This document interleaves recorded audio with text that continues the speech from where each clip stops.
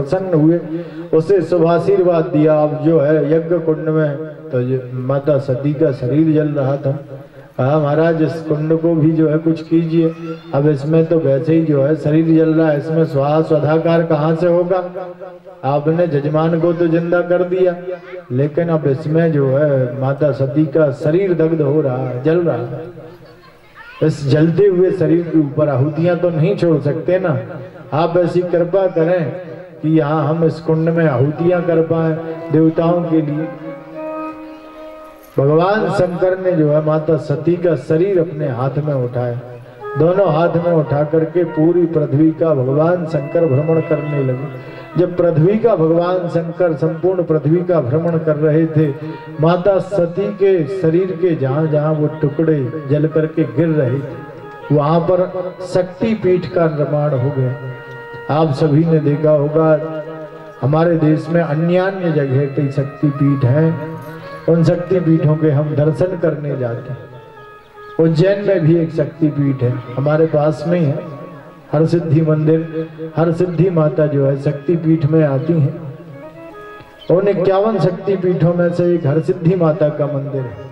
वो शक्ति पीठ कहाँ से बने? वो शक्ति पीठ माता सती का शरीर जो दग्ध हो रहा था, जल रहा था, भगवान शंकर भ्रमण कर रहे थे, भ्रमण करते हुए उनके हाथ से वो शरीर टूट टूट करके जो जल जल करके गिर रहा था। जहां जहां जिन जिन स्थानों पर ज्वाला देवी इत्यादि जो शक्तिपीठ बनी, वो सब माता सती के शरीर से ही उत्पन्न हुए।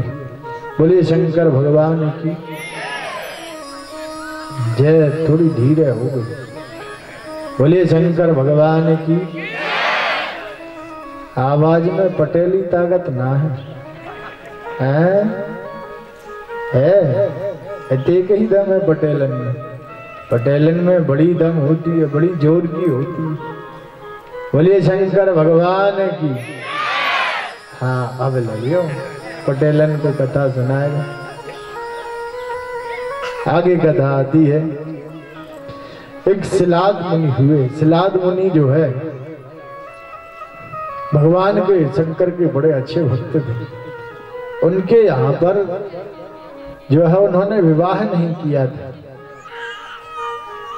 और जब विवाह नहीं किया, बगैर विवाह के रह रहे थे, भगवान का भजन करते, खेती करते, आनंद से अपना जीवन व्यतीत करते, भगवान का नित्य निरंतर भजन करते और खेती करते रहते, अपने कार्यों में संलग्न रहते। एक दिन उन्होंने जो है मन बनाया कि आज मैं पितरों की पूजन करूंगा।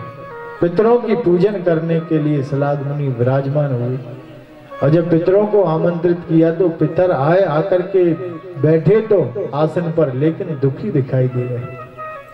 और जब पितर दुखी दिखाई दिए तो सिलाद ने पूछा कि महाराज मैं तो आपका समय समय पर बुला करके पूजन करता हूँ, आपको संतुष्ट करता हूँ, आप आज असंतुष्ट दिखाई दे रहे हैं, किस बात की चिंता है आपको?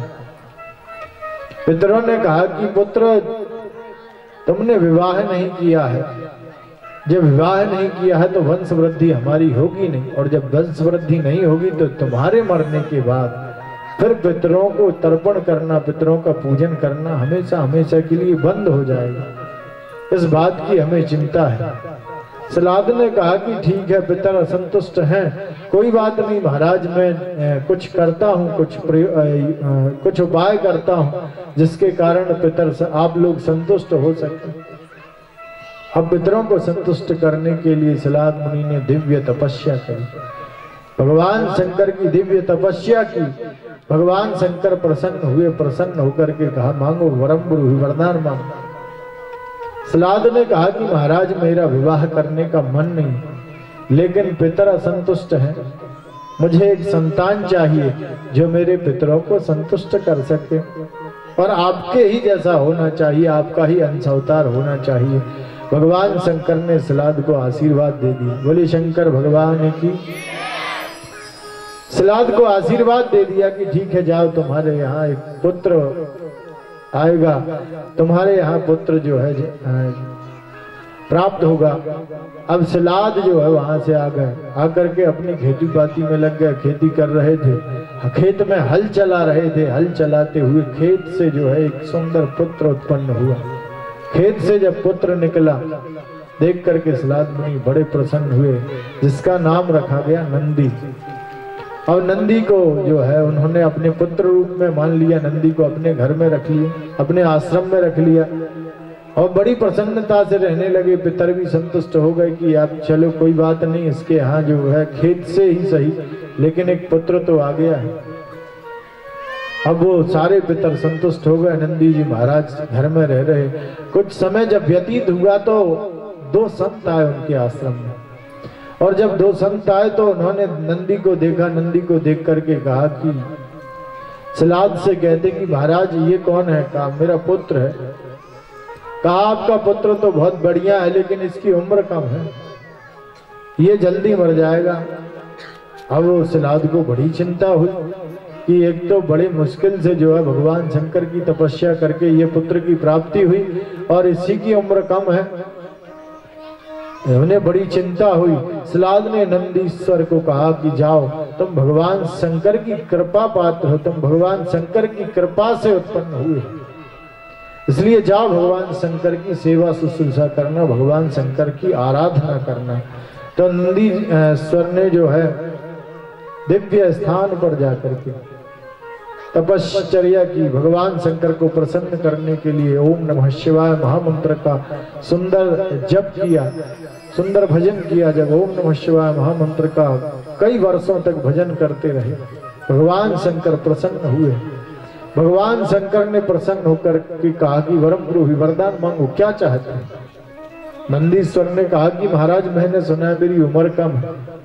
भगवान शंकर कहते हैं कि तुम्हारी उम्र कम नहीं है, तुम्हारा जो अवतार, तुम्हारा जो जन्म हुआ है वह मेरा ही अंश अवतार है, इसलिए तुम्हें चिंता करने की जरूरत नहीं। कुछ अगर वरदान मांगना चाहो तो मांगो। नंदीश्वर ने कह दिया कि महाराज अगर देना चाहते हो तो मुझे अपने गणों में, अपनी सेवा में सम्मिलित कर लीजिए, मैं बस यही चाहता हूँ, उसके अलावा मेरी कुछ इच्छा अभिलाषा है नहीं।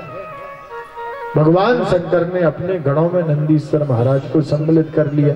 नंदीश्वर महाराज आपने देखा होगा कि भगवान शंकर के हमेशा सामने बैठे रहते। नंदीश्वर भगवान शंकर के हमेशा नित्य निरंतर सामने बैठे रहते हैं। और अगर हम भगवान शंकर का शिवालय में पूजन करते हैं और नंदीश्वर का पूजन नहीं करते, उनके गणों का पूजन नहीं करते, तो भगवान शंकर पूजन को स्वीकार नहीं करते। और नंदीश्वर इसलिए और सामने बैठे रहते हैं कि अगर भगवान शंकर जो है हमेशा समाधि में रहते हैं।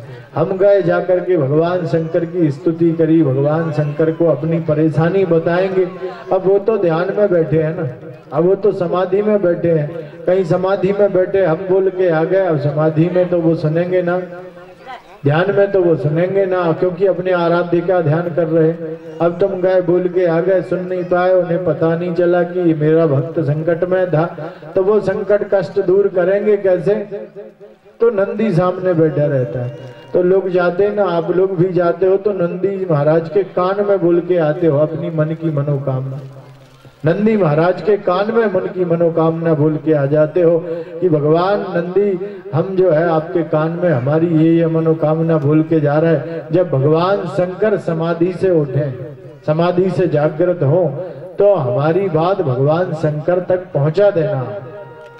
और जब भगवान शंकर समाधि से जगते हैं, समाधि से जागृत होते हैं, तो वही नंदी महाराज जिन जिन भक्तों की अभिलाषाएं मनोकामनाएं होती भगवान शंकर को बता देते हैं कि भगवान आज आपका ये भक्त आया था और उस पर ये संकट है, उसकी ये मनोकामना है, आप पूरी करने की कृपा करें। भगवान शंकर कहते हैं ठीक है, उसका ये काम हो जाएगा और उस आदमी का ये काम हो जाएगा। नंदीश्वर के कान में कहने से सभी मनोकामनाएं भगवान शंकर पूर्ण करते हैं। और भगवान शंकर का जो भक्त नित्य अभिषेक नंदीश्वर सहित करता है, उसे सायुज्य मुक्ति प्राप्त होती है। भगवान शंकर का अलग अलग वस्तुओं से अभिषेक करने से, वैसे तो अगर भगवान शंकर को एक लोटा जल भी चढ़ा दिया जाए, भगवान शंकर एक लोटा जल से ही प्रसन्न हो जाया करते हैं, ऐसे देवता। और जो हमारे पास वस्तुएं हैं जो हमारे पास व्यवस्थाएं हैं अगर हम उनको भी अर्पित करें, जिनके पितर असंतुष्ट हैं, जिनको ऐसा लगता है कि हमारे वंश में वृद्धि नहीं हो रही है, पितृ दोष है हमारे घर में, अगर वो भगवान शंकर को जौ मिलाकर के अगर जल में भगवान शंकर को जल चढ़ाता है तो उसके पितर संतुष्ट हो जाते हैं, वंश वृद्धि होने लगती है, पितरों की कृपा हो जाती है। जो भक्त तिल मिलाकर के भगवान शंकर को जल से अभिषेक करता है तो उसको जो है बड़े जघन्य से जघन्य रोग नष्ट हो जाया करते हैं।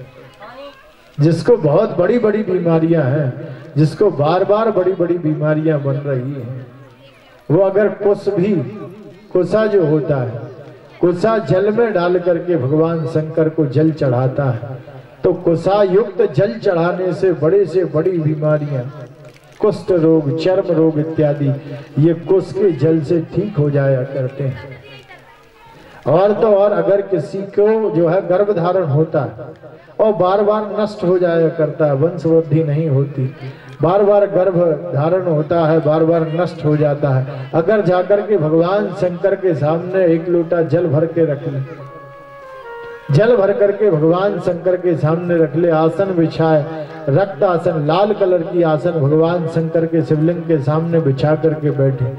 एक इंद्राक्षी स्तोत्र है जो भगवान शंकर को बड़ा प्रिय है।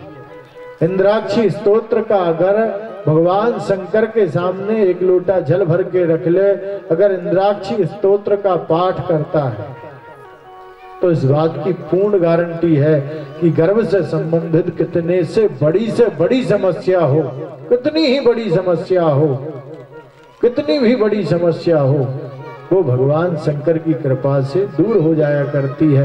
इंद्राक्षी स्तोत्र का लाल आसन पर बैठकर घी का दीपक जला करके नित्य 1 पाठ 11 पाठ, अगर बड़ी समस्या तो 11 पाठ भगवान शंकर को सुना दे तो उदर पीड़ा समाप्त हो जाती है। पाठ पूर्ण होने के बाद वह जल भगवान शंकर को उत्तर दिशा की ओर मुख करके, नर्मदा जी तरफ मुख करके, उत्तर दिशा की ओर मुख करके अगर मनुष्य जल अर्पित कर दे तो कितनी भी बड़े से बड़ी समस्या हो, उदर से संबंधित, पेट से संबंधित, वह समाप्त हो जाया करती। भगवान शंकर जो हमेशा नित्य निरंतर हमारे ऊपर कृपा प्रदान कर रहे हैं, सिर्फ भजन करने की आवश्यकता है, सिर्फ उनसे जुड़ने की आवश्यकता है। भजन करने का मतलब ये नहीं कि आप सिर्फ वही करो, आपके काम करते हुए, आपके काम में आप राम को जोड़ लो। आप अगर अपने काम में भगवान को जोड़ लोगे तो वह काम भी अच्छे हो जाएंगे। एक बार नारद जी महाराज जो है, बोलिए शंकर भगवान की, फिर आप भूल गए, पटेली आवाज ना आई, बोलिए शंकर भगवान की जय। ऐसा ना है कि पटेल ही पटेल बोलेंगे और दूसरे भी बैठे हों तो तुम भी बोलियो पटेल, तुम भी हो, सब पटेल हो, बोलिए शंकर भगवान की।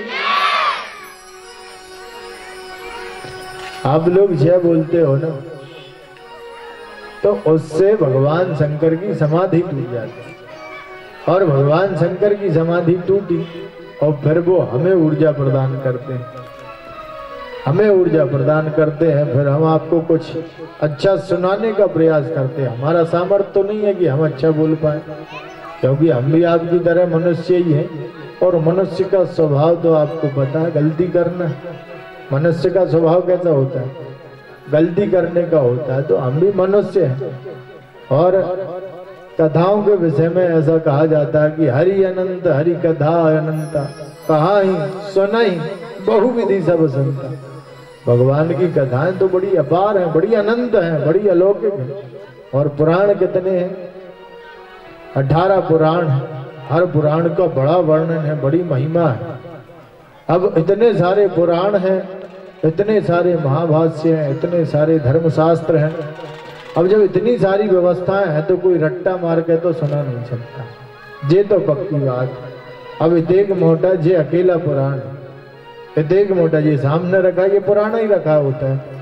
अब इतेक मोटा पुराण आदमी याद तो करना ले तो है। और इन सारे पुराणों को, 18 पुराणों को अगर कोई पढ़ने जाए तो पूरा जीवन खत्म हो जाएगा, इनको पढ़ ना पाएगा, 18 पुराण पूरे ना पढ़ पाएगा। भागवत की ही 247 प्रतियां और वो सारी इतनी इतनी मोटी। अब वो भागवत की 247 प्रतियां ही पढ़ने में आदमी की पूरी उम्र निकल जाए, शिव पुराण कहाँ पढ़ पाएगा। अब नर्मदा पुराण है, अब नर्मदा पुराण में भी स्कंद पुराण से विरचित है, तो इतना मोटा वो, उसको कितना पढ़ पाएगा आदमी, नहीं पढ़ सकता। रामायण की ही कितनी सारी टीका तुलसीदास जी ने अलग लिखी, वाल्मीकि जी ने अलग लिखी, उनके फिर जो है व्याख्यान, इतने बड़े बड़े व्याख्यान है कि रामचरितमानस की एक चौपाई पर एक विद्वान 1 साल तक भी बोले तो एक चौपाई में से भी आधी चौपाई का अर्थ पूरा नहीं कर पाएगा, इतने बड़े बड़े अर्थ हुआ करते हैं। तो रट्टा मार के तो आदमी नहीं बोल सकता, ये तो बिल्कुल डेफिनेटली सत्य है। तो ये सब पुराण का वाचन किया कैसे जा सकता है? वो हरि की इच्छा से, वो शंकर की इच्छा होती है, शंकर की जिसके ऊपर कृपा हो जाए वही उनके गुणगान गाने का सामर्थ्य रख सकता है, अन्यथा सुना नहीं सकता। तो आप लोग जय बोलते हैं, अब वो समाधि में चले जाते हैं, आप जय बोलते हैं तो वो जग जाते हैं, जग के फिर उनको याद आता है कि हाँ एक आदमी यहाँ बैठा है वो बोल रहा है, तो वो ऐसे कृपा कर देते तो हमारे दिमाग में कुछ ना कुछ अच्छा सा आ ही जाता है और फिर आपको सुनाने का प्रयास करते हैं। अब ये नहीं पता कि आपको अच्छा लगता है नहीं लगता, वो समस्या आपकी। हालांकि भगवान की कथा हमेशा अच्छी होती है, हमारे सुनाने का तरीका अच्छा ना हो वो अलग बात है। एक बात हमेशा याद रखना, हमारे कहने का तरीका अच्छा ना हो वो अलग बात है, लेकिन भगवान की कथा कई लोग कह देते हैं अरे यार बेकार है कथा, तो प्यारे कथा भगवान की है और भगवान की कथा कभी बेकार हो सकती। हाँ किसी के कहने का तरीका बुरा हो सकता है, किसी का तरीका आगे पीछे हो सकता है, लेकिन भगवान की कृपा, भगवान की कथा तो वो दिव्य है, वो कभी खराब हो ही नहीं सकती। खराब होता है मनुष्य, खराब होती है प्रवृत्तियां, भगवान की कथा तो नित्य निरंतर उज्ज्वलता प्रदान करने वाली। एक बार नारद जी महाराज जो है भगवान विष्णु के पास पहुंचे, भगवान विष्णु के पास जाकर के उन्होंने प्रणाम किया और भगवान विष्णु से पूछा, बोलिए शंकर भगवान की। अब भगवान विष्णु से जो है पूछा कि प्रभु आपका जो है दुनिया में सबसे बड़ा भक्त कौन है? भगवान विष्णु समझ गए कि नारद जी एक कहलवाना चाहते हैं कि नारद तुमसे बड़ा भक्त कोई है नहीं। आदमी अपनी बड़ाई सुनना बड़ा अच्छा लगता है, कोई बुराई कर दे तो बड़ा बुरा लगता है, ऐसा लगता है कि इसके दांत तोड़ दिए जाए, इसके बाल नोच लिए जाए।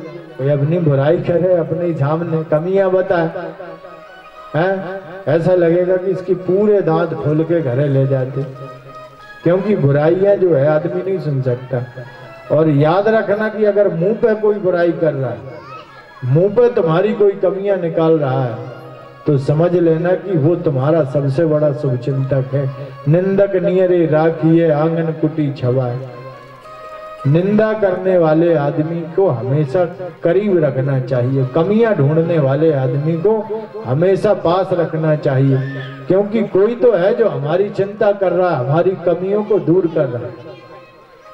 लेकिन विडंबना ये है कि कोई आके हमारी कमी बता दे कि भैया आपने ये काम बड़ा गलत किया, तो पहले तो हम स्वीकार ही नहीं करेंगे, इतना तगड़ा ठेल देंगे कि वही कंफ्यूज हो जाएगा कि ये किया था कि नहीं किया।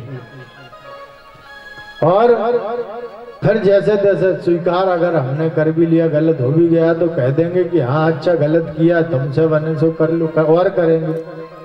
स्वीकार नहीं करता आदमी कि भैया हाँ मनुष्य है, गलतियां हो ही जाती, ठीक है गलती हो गई, हम उसको सुधारने का प्रयास करेंगे। प्यारे याद रखना, जो तुम्हारी कमियां निकालता है वो कोई और नहीं, तुम्हारा सबसे बड़ा शुभचिंतक होगा, क्योंकि लोग तुम्हारी मजाक बनाने के लिए बैठे हैं, तुम्हारी कमियों को दूर करने के लिए। तो तुम्हारा कोई खास होगा, तुम्हारा कोई प्यारा होगा, वही तुम्हारी कमियों को दूर कर सकता है। नारद जी महाराज ये कहलवाना चाहते थे कि तुमसे बड़ा भक्त कोई नहीं। भगवान विष्णु समझ गए कि अगर हमने ये कह दिया कि तुमसे बड़ा भक्त कोई नहीं, तो समस्या है जाएगी कि इनको अहंकार हो जाएगा। अहंकार नहीं होने देते। भक्ति में अहंकार प्यारी जल्दी आता है। भगवान अहंकार नहीं होने देते अगर उनसे जुड़े। भक्ति में अहंकार कैसा? हर आदमी को अपनी अपनी व्यवस्थाओं का होते ही है, थोड़ा तो हो जाता है, थोड़ा तो आ ही जाता है। किसी को जो है ऐश्वर्य का, धन का अहंकार होता है, किसी को रूप का अहंकार होता है, किसी को पद प्रतिष्ठा का अहंकार आ जाता है, किसी को अपने भजन का भी अहंकार हो जाता है। भजन का, परमार्थ का, धर्म का अहंकार कैसा? अहंकार ऐसा, चौराहे पे 4 लोगों के बीच में बैठे, अब कोई भंडारे की चर्चा चल रही, तो हम जो है वहां बैठे बैठे कहेंगे अरे वो का भंडारा कराएंगे, भंडारा तो हमने कराया था, उनने तो 100 लोगों को सब्जी पूरी अकेली खिलाई। क्या खिलाया? सब्जी पूरी अकेली खिलाई, लेकिन भंडारा तो हमने कराया था। 7 प्रकार के आइटम बनवाए और 2000 लोग, भीड़ बंद नहीं भई, सुबह से शुरू हुई 11 बजे से शाम तक जो है खूब भीड़ चली, खूब लोगों ने भोजन किया। भंडारा तो हमने करवाया था, 2 लाख खर्च कर जाए। ऐसा हम जो है ढिंडोरा पीटते फिरेंगे और बड़ी छाती चौड़ी करके बताएंगे हमने ऐसा किया था, हमने। और भजन करने बैठेंगे, भक्ति में दम भजाएगा, भजन करने बैठेंगे, पूजा करने का मन हुआ तो पूजा करने बैठे और थाली लगाई, थाली पत्नी से बोल दिया है थाली लगा के रखना, अभी नहा के आ रहे हैं पूजा करेंगे। अब बेचारी थाली लगा के रख दी, पूजा करने बैठे भैया। अब जो है अपने यहाँ जो काम करता है सेवक लगा हुआ है, उससे कहेंगे ए जाओ फूल तोड़ के लाओ, जाओ हम पूजा कर रहे हैं बील पत्री तोड़ लाओ, फिर जाओ जल्दी से दूबा तोड़ के ले आओ, फिर जाओ जल्दी से उसकी माला बनाओ। क्या कर रहे भैया जी? पूजा कर रहे भैया, पूजा कर रहे, पूरा घर भर हैरान, पूरे जितने कर्मचारी सेवक हैं वे सब हैरान। कहा हो रहा है?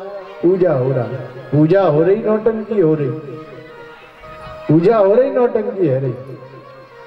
पूजा का विषय ये है कि किसी को पता ना चले और तुमने खुद ने फटाफट तैयारी करी, फटाफट फूल दूबा बील पत्र तोड़ के लाए।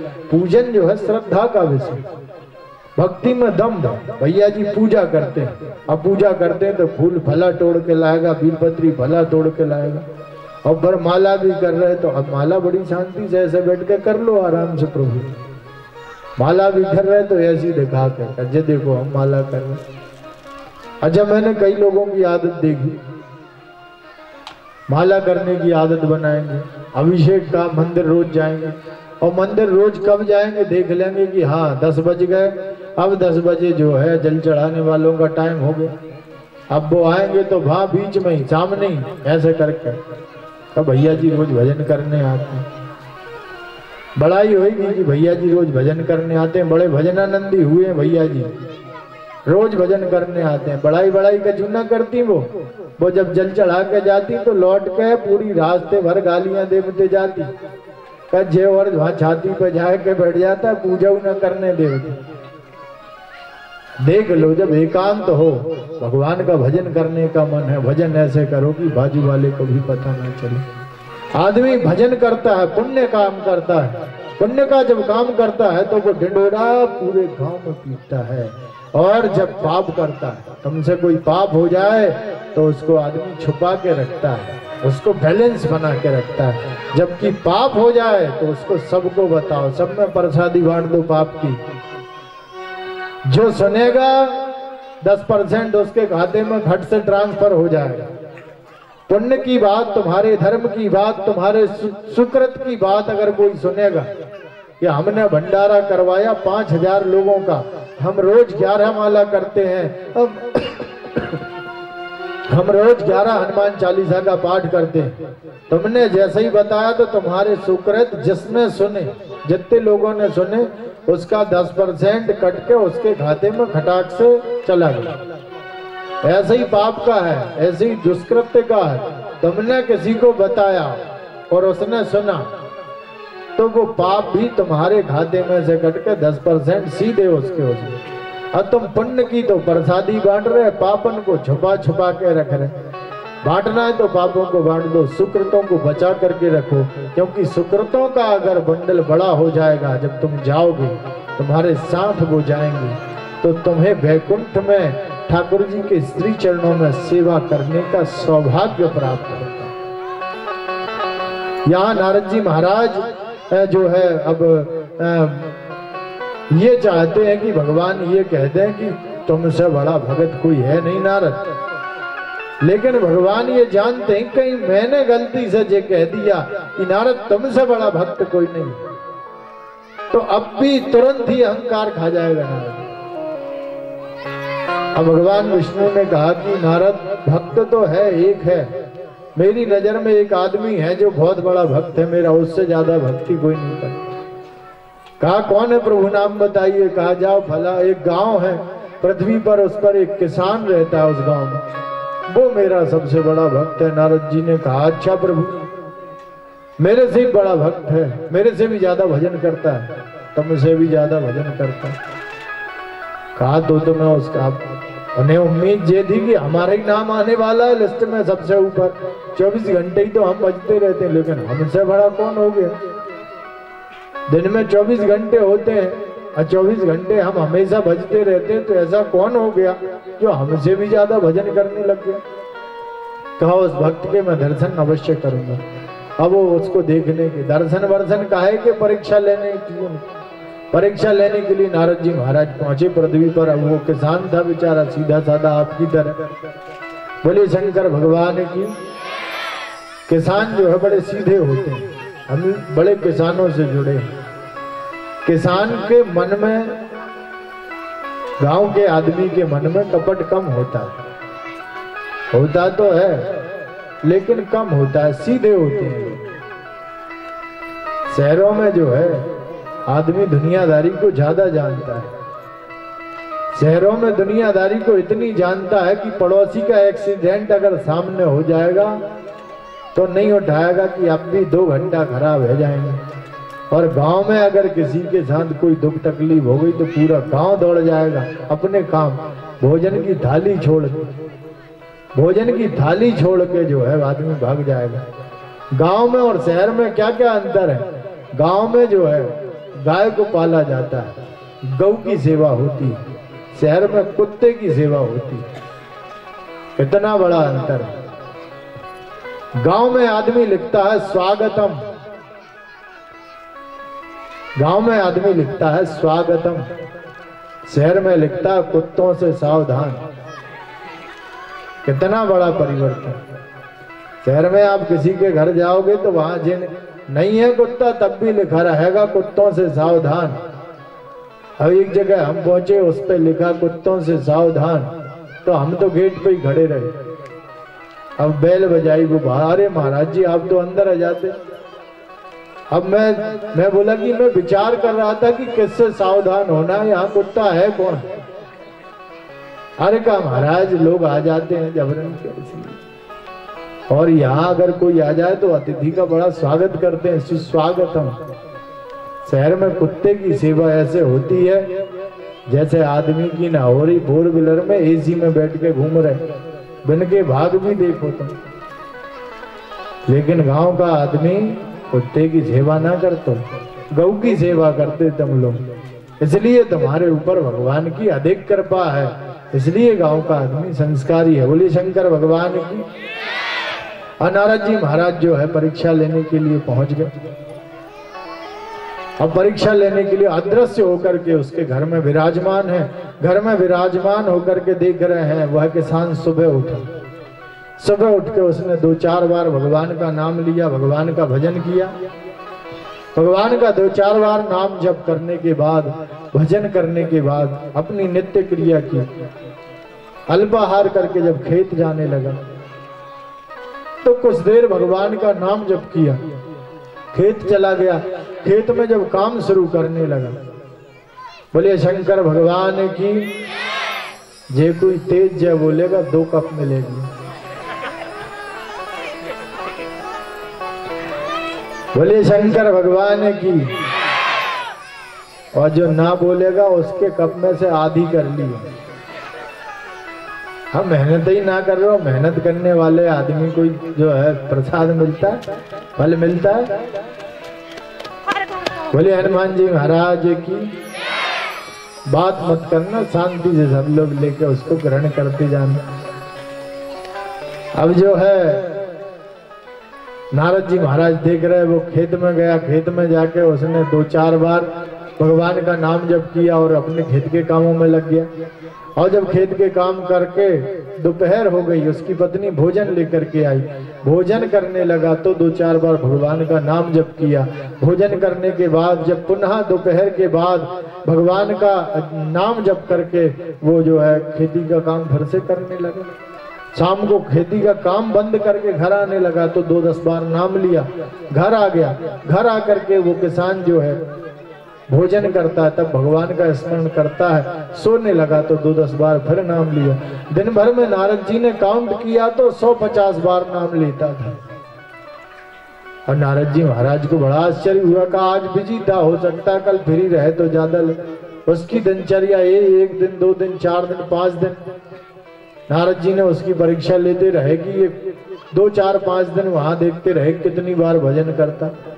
उसका रूटीन यही कि सुबह उठे तो थोड़ी देर करे और दिन में जो काम करे तो शुरुआत में भगवान का नाम लेके काम शुरू कर दे, और शाम को आए तो घर पे भोजन के समय भजन करे और सोते समय भगवान का नाम जप करते हुए सो जाए।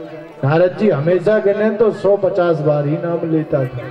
नारद जी का दिमाग खराब हो गया कि जहाँ 24 घंटा जप कर रहे तो बड़े भक्तों में नाम ना आयो, और जो 150 बार भजन करता है इसका बड़े भक्तों में नाम आ गया। ये तो अन्याय है, पक्षपात है भक्त के साथ। पहुंचे भगवान विष्णु के पास वैकुंठ में, कहा भैया प्रभु आप एक बात बताइए, वो आपका जो है 150 बार नाम जप करता है तो आपकी बड़े भक्तों की लिस्ट में उसका नाम कैसे आया? भगवान ने कहा ठहर जाओ, अभी हम बताएंगे, इस बात का जवाब देंगे। बोले शंकर भगवान की। कहा हम आपको इस बात का जवाब देंगे जरूर नारद, लेकिन हमें एक बड़ा अर्जेंट काम याद आ गया, उसको कर दोगे क्या? नारद जी ने कहा प्रभु आपकी आज्ञा कौन टाल सकता है, करेंगे। एक बड़ा सा कटोरा था, उस कटोरे में भगवान ने तेल भर के दे दी, तो ये कटोरा लो अपने हाथ में पकड़ो, और तेल पूरा भरा हुआ है, लेकिन और पृथ्वी की परिक्रमा करने चले जाओ, और पूरी पृथ्वी का जब भ्रमण करके आओ, पूरी पृथ्वी की जब परिक्रमा करके आओ तो ध्यान रखना कि इस पात्र से जो है, इस कटोरे से एक बूंद भी तेल बाहर ना गिरे, इस बात का पूरा ध्यान रखना। अब चूंकि ये ऊपर तक भरा है तो इसमें से तेल एक बूंद भी गिर जाएगा, इसके गिरने के चांसेस ज्यादा, इसलिए ध्यान रखना कि इसमें से एक बूंद तेल भी बाहर ना जाए। और नारद जी महाराज ने कटोरा लिया, पृथ्वी की परिक्रमा करने के लिए चल दिए। बोले शंकर भगवान की। अब पृथ्वी की परिक्रमा करी नारद जी महाराज ने, पृथ्वी की परिक्रमा करके लौट के आए वैकुंठ में, लौट के आके भगवान के सामने कटोरा रख दिया। प्रभु हो गई परिक्रमा, अब जवाब दो। भगवान ने पूछा कि एक बात बताओ नारद, तुमने पूरी पृथ्वी की परिक्रमा बड़े ध्यान से करी? हाँ महाराज, पूरा ध्यान कटोरे पे था, एक बूंद तेल भी बाहर तो नहीं गिरा, एक बूंद भी मैंने तेल बाहर नहीं गिरने दिया। अच्छा, तो अब हम एक सवाल और पूछ रहे हैं, उसका जवाब देना।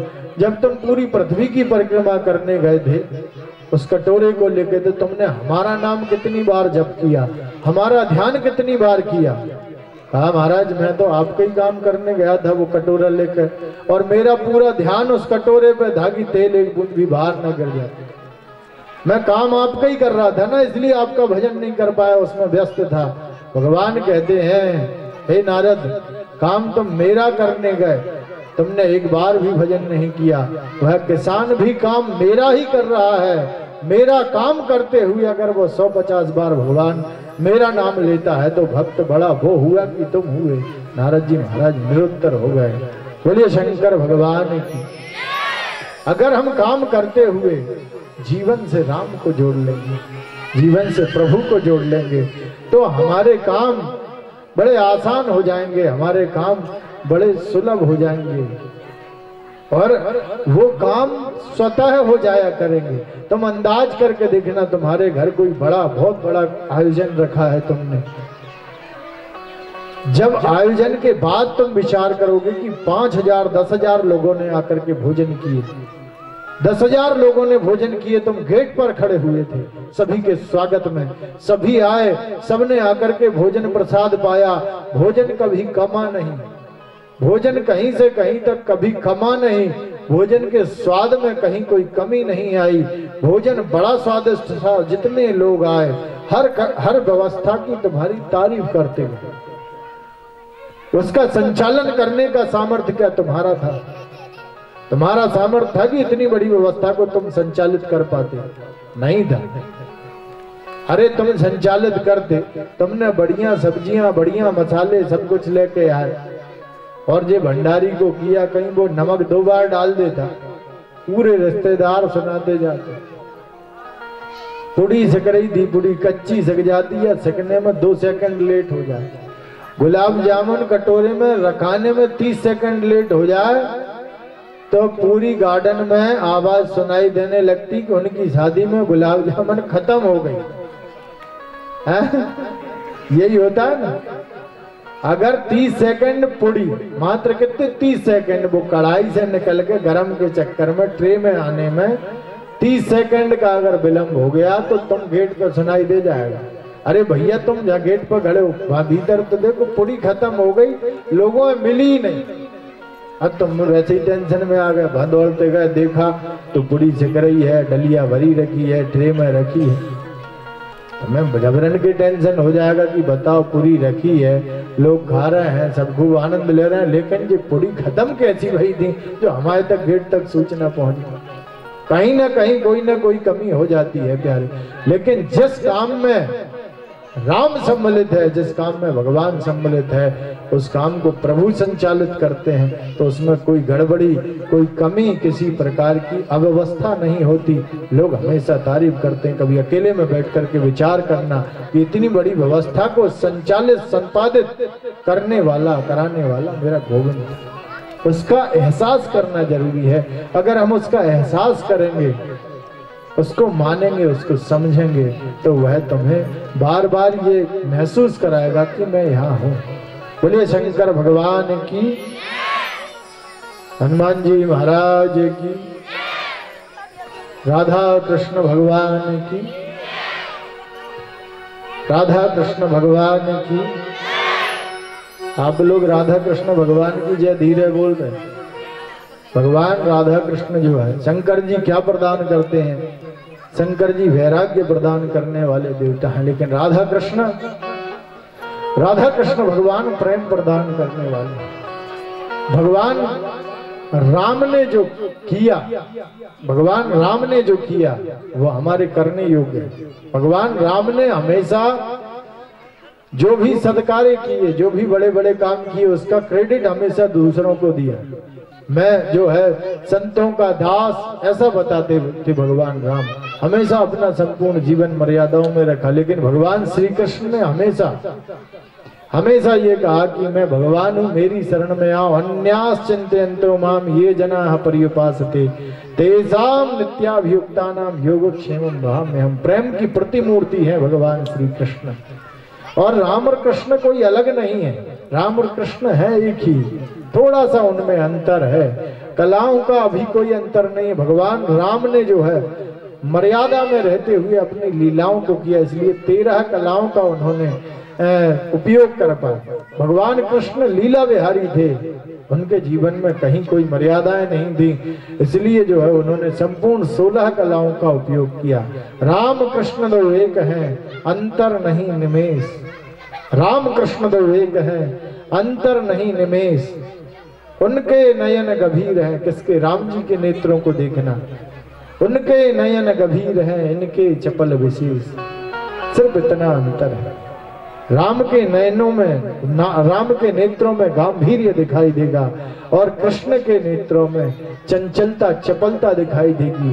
प्रेम की प्रतिमूर्ति है भगवान श्री कृष्ण। और ब्रज में ऐसा रमण करते हैं। आप लोग वृंदावन गए होंगे तो वहां पर आज भी देखा होगा कि भक्ति सदा सर्वदा नित्य निरंतर नृत्य करती है।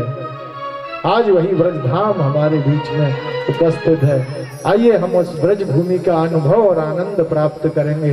बोलिए राधा कृष्ण भगवान